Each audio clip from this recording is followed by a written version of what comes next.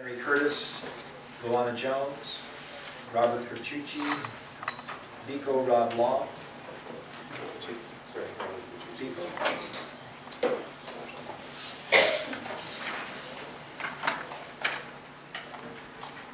I'll stand on this when I submitted, other than I just want to say that I submitted amendments to HB 106 because we think there's serious problems with removing the subzones, and we also would like to see mediation restored. So I did submit amendments to that effect. I hope you'll take a look at them. With those amendments, we support HB 106. Thank you. Hank Bergerstrom, Clive Cheatham, Richard Cobb, Cynthia Frith, Beverly and Atha Tuapolo. In support, yes, these are all in support. June James, Donald Barker, Beverly Frederick, Joy Cash, Dee Rackley, Yen Chin, Stacy Tucker, Douglas Orton, Nikki Conti, Aniko Willoughby, Nadia Rain, Suzanne Wackelin, Lauren Douglas, Bernie Reichelman, William Belcher, Frederick Kotowitz, Donna Willoughby, Tracy Matfin, Prasad Dittman, Paul Kuykendall, Ann Natal, Cynthia Betancourt, Bill Smith.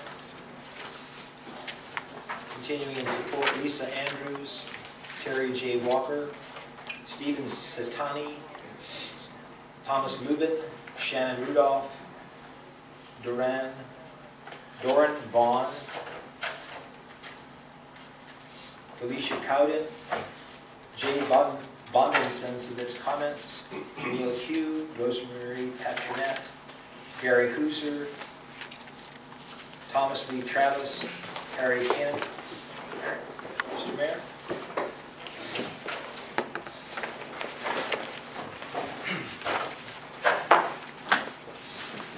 Senator Bass, how much time we have? You have, you appreciate you summarizing your testimony, as we already have, but time. Okay, because it's an in-house joke, because this testimony is costing us $400 to be here. Okay. And so we're making a joke of $200 a minute. Gotcha. Okay. If I may, I'll just read the place of emphasis. Okay. First of all, my position on geothermal has not changed since I first got involved as civil defense administrator, which was in 1982. I stand on record, I've said I support geothermal, and I've asked all parties that we do it by the protection of land and people. The purpose of Act 296 in 1983 was to provide policies that will assist in the location of geothermal resource development in areas of the lowest potential environmental impact.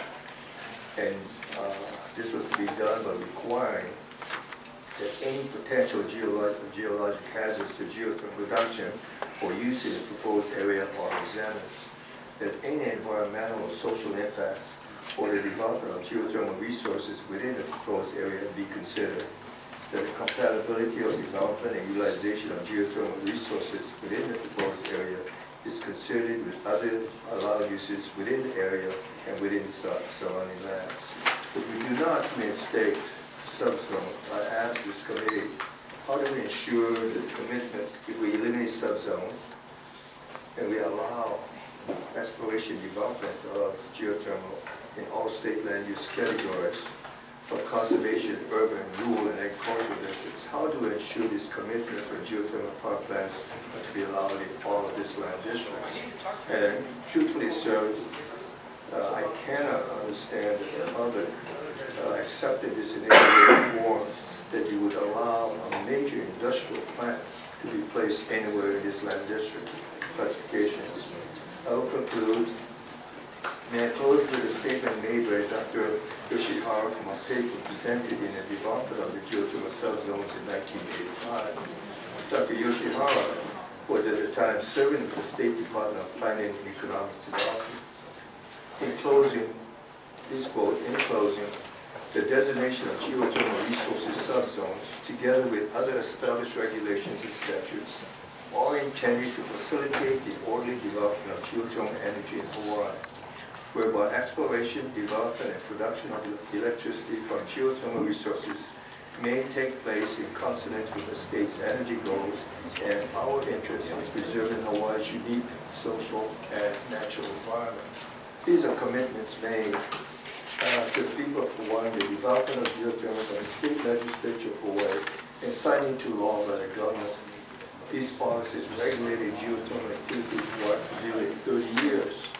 I asked that Act 97 be repealed, and this state keep and honor those commitments made to the people of Hawaii. I asked that Act 97 be repealed, and that we restore the 1983 version of Act 296.